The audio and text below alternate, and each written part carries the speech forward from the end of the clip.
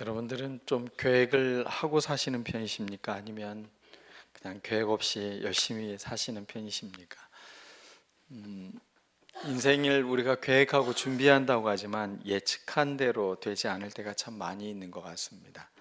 어, 전혀 예측하지 못할 때 갑작스럽게 당하는 일들, 그런 것들은 때로는 우리에게 두려움이 되기도 합니다. 그래서 어떤 사람들은 불안 장애를 겪기도 하죠. 그런 본인이 통제하고 예측할 수 없는 일들이 주변에 너무나 많기 때문에 그런 상황에 대해서 점점 불편한 마음을 갖게도 됩니다.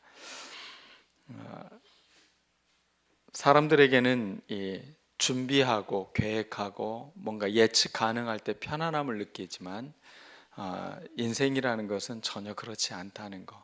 우리가 상상할 수 없는 일들이 또 나의 통제 범위의 밖의 일들이 의외로 나에게 많이 생긴다는 것을 우리가 알았으면 좋겠습니다. 그러기 위해서 오늘 성경 말씀 우리에게 몇 가지 중요한 이야기들을 하고 있는데 오늘 말씀을 통해서 여러분들에게 준비하고 기다리는 그런 마음을 여러분들이 회복할 수 있는 그런 시간이 되었으면 좋겠습니다. 여러분들은 누군가를 이렇게 간절하게 기다려 본 적이 있습니까? 그게 일일 수도 있고 사람일 수도 있는데 그 기다림이 있는 시간, 그때 우리는 어떠한 자세로 기다려야 되는지에 대한 이야기를 오늘 같이 나누려고 합니다. 성악가 루치아노 파바로티, 그는 세계적인 테너죠. 근데 아무도 그가 악보를 잘 읽지 못했던 사람이었다라는 것을 아는 사람은 많지 않을 것입니다. 그는 아버지가 빵집을 하는 분이셨는데 음악을 참 좋아하셨나 봐요. 그래서 늘 흥얼거리고 음악을 듣고 했던 것을 늘 듣고 자랐던 사람이었습니다. 근데 아버지는 빵집을 운영하면서 너무 가난했던 것 같습니다. 그래서 아들은 좀 더 안정된 생활을 하길 바래서 교사가 되도록 그 아들에게 제안을 합니다. 그래서 초등학교 교사가 됐지만 파바로티는 그 자기 안에 꿈틀대고 있는 이 성악가로서의 그 마음을 버리질 못하고 그는 노래를 부르기 시작을 합니다.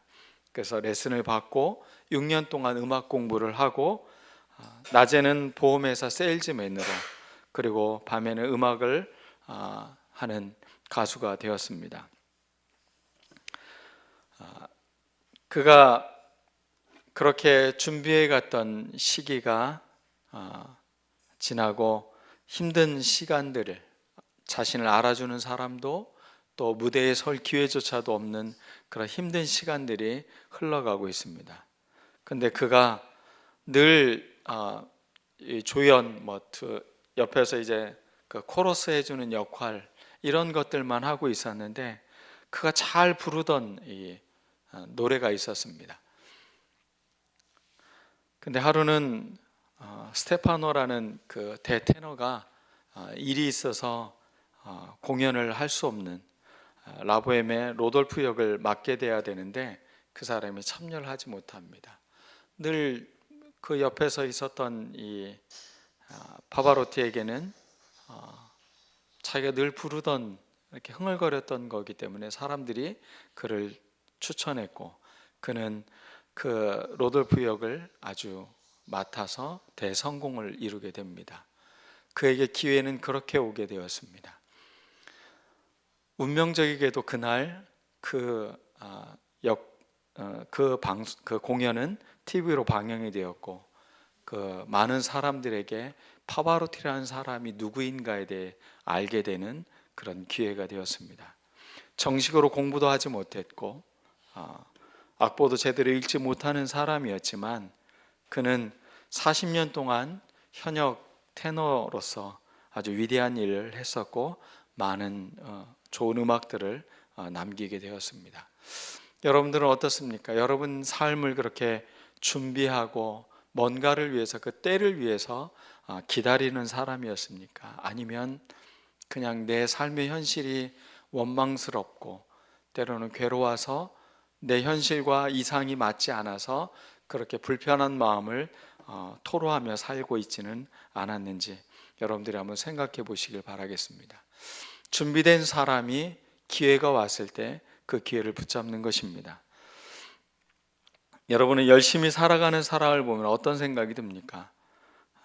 먹고 사는 문제 말고 자신에게 어떤 이득도 되지 않는데도 열심히 살아가는 사람들이 있습니다. 그런 사람을 보면 우리는 감동이 있습니다.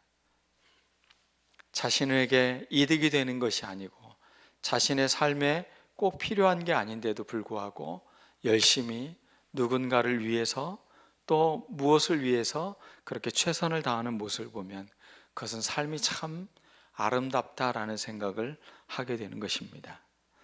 오늘 성경 본문 말씀은 주석까지 달려있는 성경 말씀입니다. 예수님이 말씀을 하시고 베드로가 질문을 하고 또 다시 그 말씀을 예수님이 해석해 주는 이야기가 나오는 것입니다. 여러분들 주님이 재림하신다는 사실에 대해서 여러분들은 믿으십니까? 네. 그런데 여러분 주님을 기다리고 계십니까?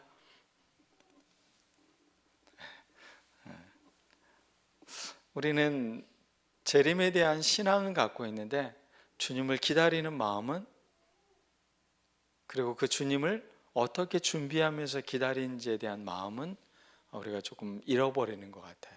그냥 교리적으로 그래 주님은 다시 오신다고 하셔서 재림하신다고 하셔서 그것을 그냥 문자적으로는 머리로는 기억하고 있는데 내 삶의 현실에서 준비하며 기다리는 태도에 대해서는 우리가 잘 마음가짐을 갖지 못하고 있는 게 우리의 현실이 아닌가 싶습니다. 그것은 누가의 교회도 역시 마찬가지였던 것 같아요. 예수님이 곧 오신다고 하셨는데 자기 당대에 올 거라고 생각을 했는데 예수님이 오시질 않아요. 그런 누가의 교회에게 이 이야기는 아주 새롭게 들렸을 것 같습니다. 기다림이 길어지면 여러분은 어떻게 됩니까? 이제 느슨해지죠. 때로는 화가 나기도 합니다. 안 오는 거 아니야?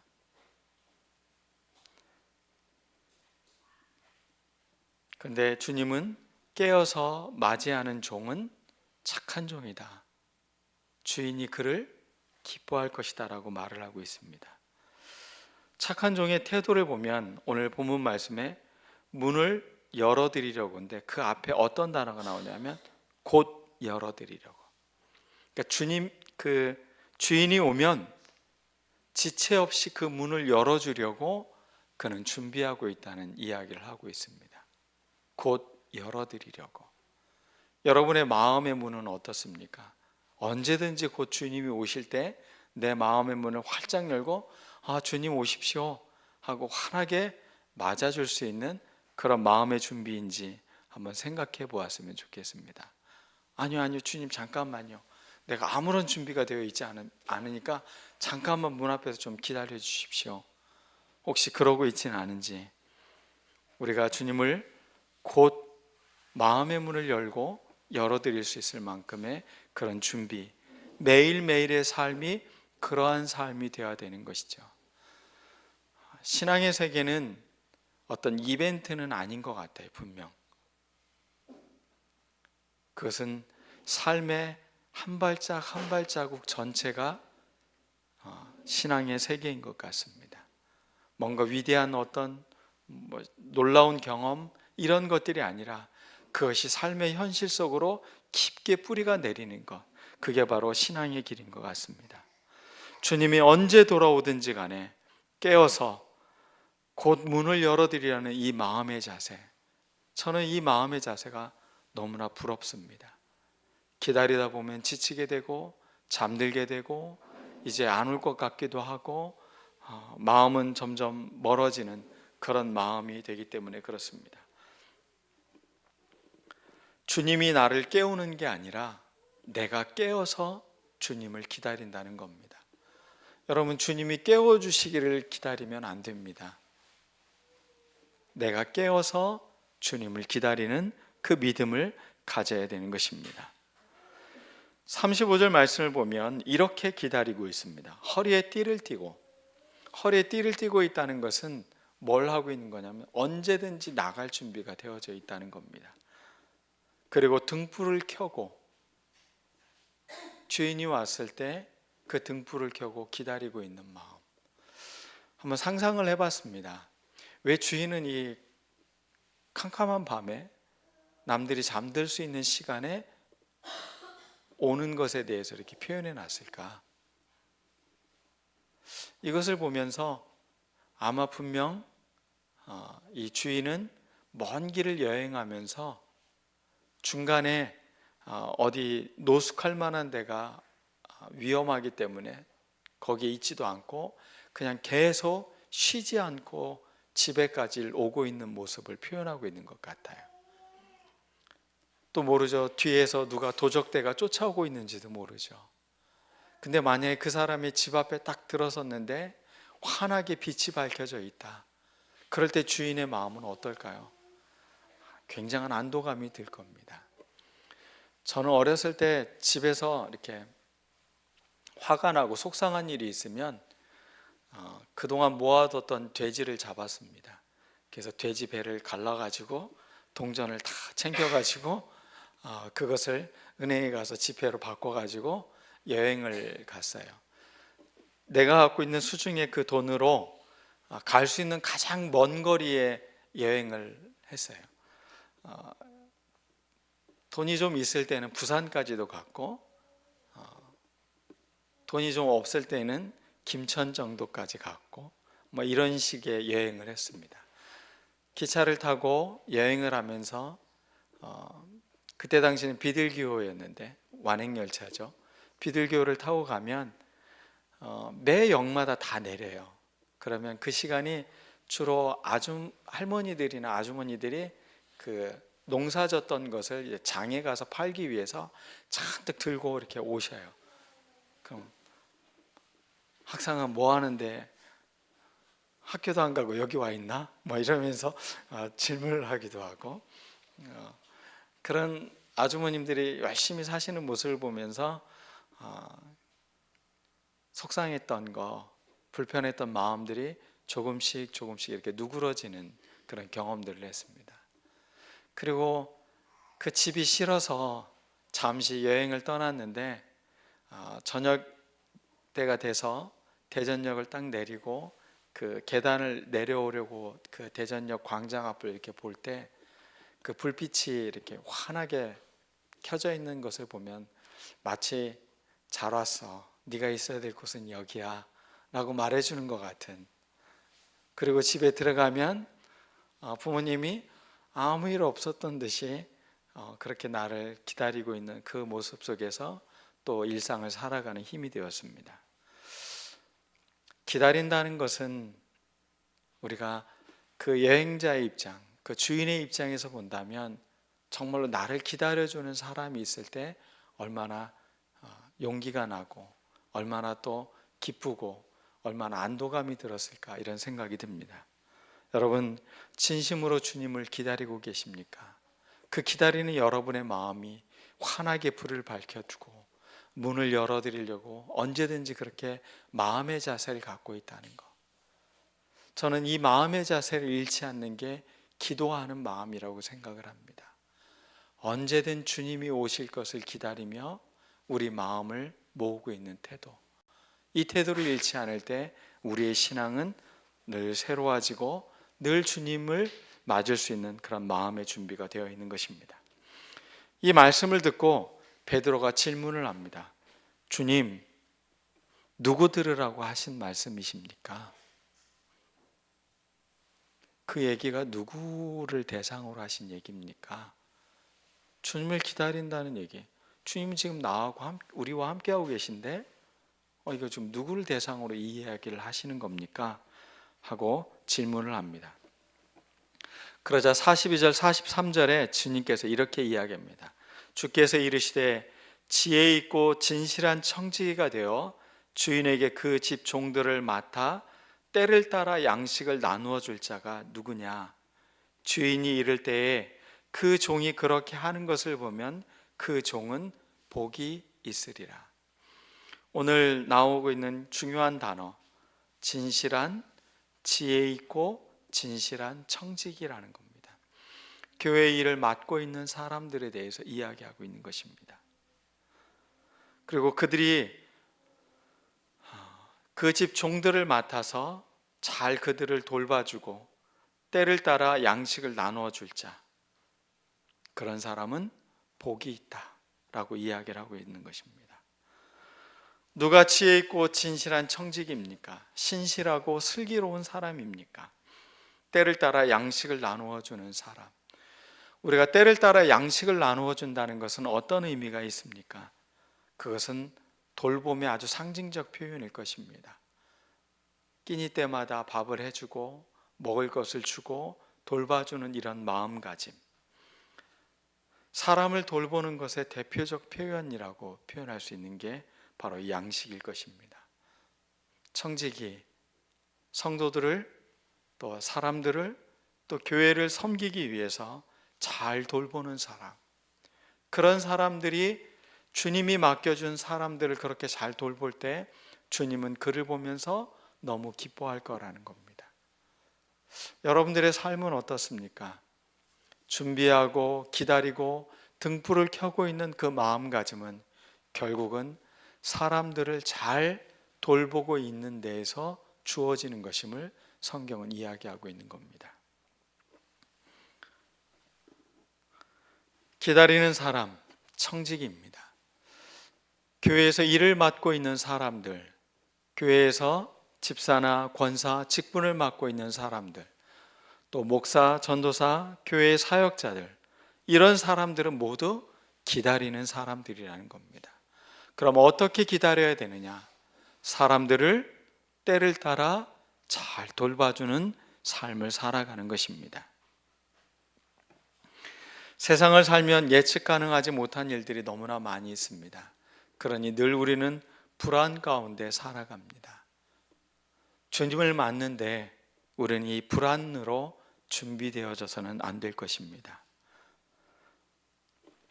우리는 늘 이제나 저제나 주님이 오실까, 주인이 볼 때만을 위해서 준비하는 사람이 아니라 주님이 부재한 그 순간에도 늘 언제나 우리는 주님이 늘 우리와 함께하고 있다는 사실을 인식하면서 우리의 삶을 살아가야 되는 것입니다. 긴 기다림은 때로는 사람을 지치게 만듭니다. 그렇지만 좋은 종은 그 관계에, 그 기다림에 흔들림이 없다는 것입니다. 반면에 45절에는 악한 종에 대한 이야기가 나옵니다. 그 종이 마음에 생각하기를 주인이 더디 오리라. 주인이 지금까지도 안 왔고 무슨 일이 생겼던 것 같아. 더디 올 것 같아. 그래서 남녀 종들을 때리고 먹고 마시고 취하게 되면 이라고 표현을 하고 있습니다. 악한 종의 대표적인 특징은 뭐냐? 주님이 더디 오리라는 것입니다. 주님과 자신과의 삶이 현실성 없는 먼 미래의 것이라고 치부한다는 겁니다. 혹시 여러분들도 그런 마음을 갖고 계십니까? 주님은 먼 미래에 오실 분이니까 지금은 그냥 내 삶을 열심히 살고 말자. 그럴 때 주님이 오신다는 겁니다. 남녀 종들을 때리고 함부로 하는 거죠. 사람에 대해서. 아까 때를 따라 양식을 주는 것은 부모가 아이들을 돌보는 것처럼 표현이 되어져 있다면 남녀 종들을 때리며 함부로 자기가 할 수 있는 대상이라고 생각을 하는 거죠. 이런 사람은 무슨 착각을 하고 있는 것입니까? 자기가 주인이라는 착각을 하고 있는 거예요. 내가 이 사람들을 마음대로 해도 돼 라고 생각하고 있는 것이죠. 권력과 권위가 주어지면 함부로 하는 사람들이 있어요. 소위 완장을 채워주면 사람들이 무서워지는 사람들이 있어요.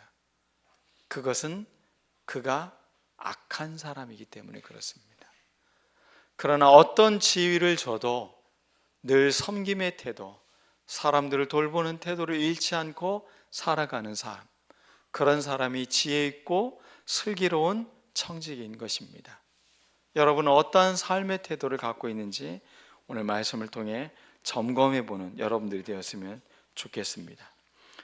주인이 부재하다고 느낄 때 우리는 늘 우리의 선한 마음, 또 사람들을 주님의 사람으로 귀히 여기며 살아가는 여러분들이 되어야 될 것입니다.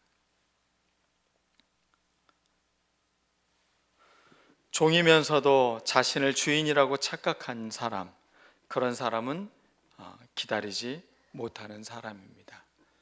교회 안에서 섬김과 관련된 말씀을 예수님은 참 많이 하셨습니다. 누가복음 22장 26절에 이렇게 기록되어져 있습니다. 너희 가운데서 가장 큰 사람은 가장 어린 사람과 같이 되어야 하고, 또 다스리는 사람은 섬기는 사람과 같이 되어야 한다. 가장 어린 사람처럼, 그리고 가장 섬기는 사람, 교회의 일꾼들은 그런 사람이라는 것입니다. 어느덧 우리의 삶은 자꾸 이기적이고 나 편한 대로, 또 내 인생의 주인은 나니까 라고 생각하는 삶의 태도를 갖고 있는 사람들이 많이 있습니다. 그런데 그것을 오늘 말씀은 착각하지 마라고 말하고 있는 것입니다. 너의 주인은 주님이셔. 너는 사람들을 잘 섬기고 돌봐야 돼. 오늘 주님은 우리에게 이렇게 알려주고 있는 것입니다.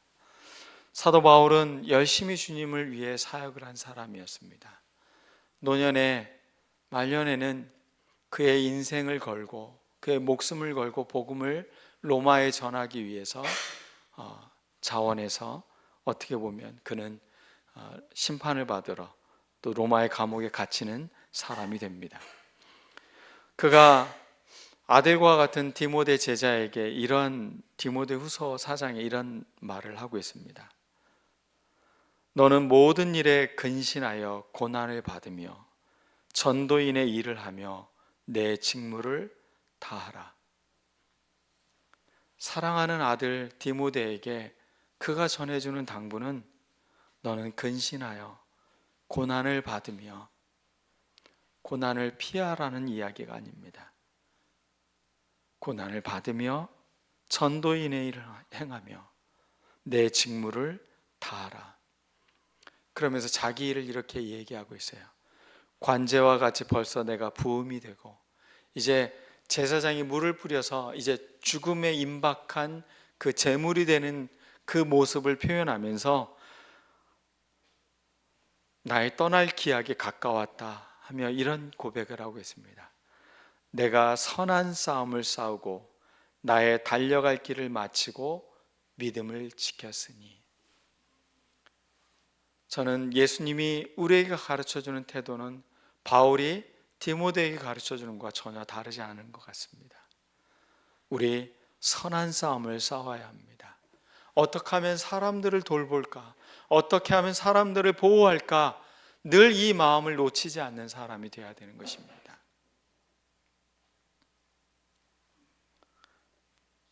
어떤 사장이 외국인 근로자에게 막 욕을 하면 함부로 하고 있습니다. 다른 사람들은 다 가만히 있습니다. 그런데 한 사람이 나서서 그 외국인 근로자의 그 말 못하지만 그 이유가 있는 사정에 대해서 대변을 해줍니다. 사장에게. 사장님, 오해하신 겁니다. 그 친구들이 그렇게 한 게 아니고 그런 의도로 일한 게 아니었습니다 하면서 이야기를 해주고, 사장은 무안해하면서 그 외국인 근로자들에게 사과를 합니다. 그런데 대부분 사람들은 그냥 가만히 있으면 나에게 큰 문제가 되지 않으니까 다 입을 다물고 있습니다. 아무리 옳고 아무리 그러더라도 나한테 손해가 되지 않으면 그냥 가만히 있는 태도. 저는 이것이 오늘날 그리스도인들에게 가장 큰 잘못인 것 같습니다. 가만히 있으면 세상은 바뀌지 않습니다. 우리가 그냥 침묵하고 있으면 세상은 알 수가 없는 것입니다. 우리는 복음을 전해야 됩니다. 우리는 사람들을 돌봐야 하는 것입니다. 우리는 그냥 묵비권을 행사하고 나한테 손해가 안 되니까 괜찮아 라고 생각하며 가만히 있는 비겁한 사람들이 되어서는 안 되는 것입니다. 우리는 선한 싸움을 싸워야 되는 것입니다. 악한 종처럼 사는 것은 그것은 아주 나쁜 사람이죠. 그렇지만 문제는 거기에만 머물러도 안 된다는 겁니다. 그냥 내가 침묵하고 있는, 내가 아무것도 하지 않고 가만히 있는 이 태도도 잘못된 것이라는 겁니다. 나의 달려갈 길을 마치고 믿음을 지켰으니 이제 후로는 나를 위하여 의의 면류관이 예비되었으므로. 마라톤을 하고 이 면류관을 얻는 것처럼 그렇게 주님께서 잘했다고 우리에게 우리의 머리에 칭찬의 상을 씌워주실 것입니다. 여러분은 깨어 있습니까? 그리고 여러분은 잘 준비하고 있습니까? 혹시 내 힘을 남용하며 살고 있지는 않습니까? 나의 즐거움만을 위해 살고 있지는 않습니까? 악한 종처럼 먹고 마시고 흥청망청 그렇게 삶을 살아내고 있는 사람들, 자기만을 위해 살아가고 있는 이 시대 가운데 우리는 선한 싸움을 해야 합니다. 그리고 우리는 주님을 기다려야 합니다. 오늘 밤에 오늘 주님이 오실 것.